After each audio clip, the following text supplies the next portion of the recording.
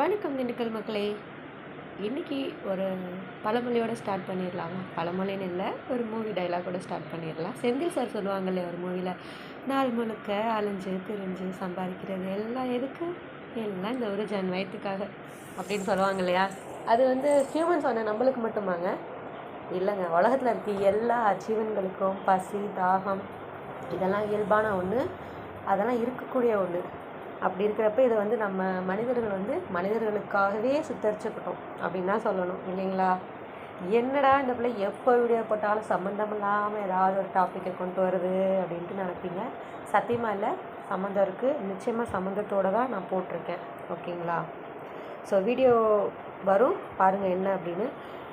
நிறையா பேர் இப்போ வளர்க்குறாங்க, கிராமங்கள்லையாக இருக்கட்டும். கிராமங்களில் இருக்கிற மாடுகளுக்கு பிரச்சனை இல்லைங்க, சிட்டிக்குள்ளே வளர்க்குற மாடுகள்லாம் பெரிய துன்பத்தை துயரத்தை கடந்துட்டுருக்கு.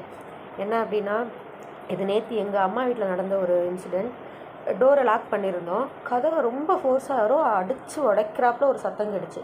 நாங்கள் லாஸ்ட்டில் இருந்தோம், என்ன அப்படின்ட்டு கதவை ஓப்பன் பண்ணி பார்த்தா வேறு யாரும் இல்லை, நம்ம மேடம் நிற்கிறாங்க. எனக்கு பசிக்குது, சாப்பிட ஏதாவது கொடுங்கடா, குடிக்கிறதுக்கு ஏதாவது கொடுங்கடா அப்படின்ட்டு மேடம் நிற்கிறாங்க. என்னென்னா, அப்போ தான் ஒரு 1 hour முன்னாடி இன்னொரு சார் வந்தாங்க. அவங்க கழனி தண்ணி இருந்த ஃப்ரூட்ஸ் எல்லாம் போட்டோம், சாப்பிட்டு போயிட்டாங்க. இவங்க வருவாங்கன்னு எக்ஸ்பெக்ட் பண்ணலை. ஆக்சுவலாக இவங்க டெய்லி வரவங்க தான். வீடுக்கு போயிட்டு பசிக்குது ஏதாவது கொடுங்கன்னு கதவை தட்டி சாப்பாடு, தன்னோட அந்த வயிற்றுக்காக கதவை தட்டி சாப்பாடு கழனி தண்ணி கேட்குது. இதெல்லாம் எவ்வளோ பெரிய பாவம், எவ்வளோ பெரிய கொடுமை சொல்லுங்கள். குட்டிக்கு கொடுக்காம அதோட பாலை தான் நம்ம கறந்து நம்ம விற்பனை செஞ்சு tea, coffee, cool drink, rose milk இந்த மாதிரி குடிச்சிட்ருக்கோம். அட்லீஸ்ட் அந்த பால் கொடுக்குற வயிற்றுக்கு ஒரு சோறாவது கொடுக்கலாம் இல்லையா? சொல்லுங்கள். தெருவில் பேப்பரு கண்டதையும் சாப்பிட்டுட்டு ரொம்ப மோசமாக கழிஞ்சிட்டு கிடக்கு, வயிறுக்கு சேராமல். ஏங்க இந்த மனிதாபிமானமே இல்லாமல் இவ்வளவு பாவத்தை வாங்கிக்கிறீங்க?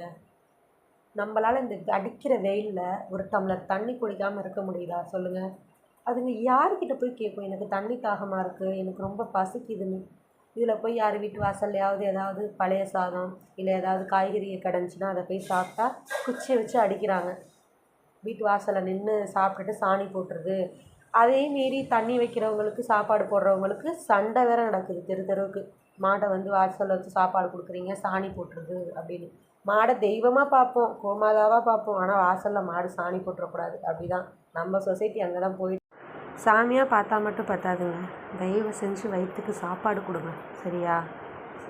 தயவு செஞ்சு பாவத்தை வாங்கிக்காதீங்க. இனிமேலாவது நல்லதாக பண்ணுங்கள்.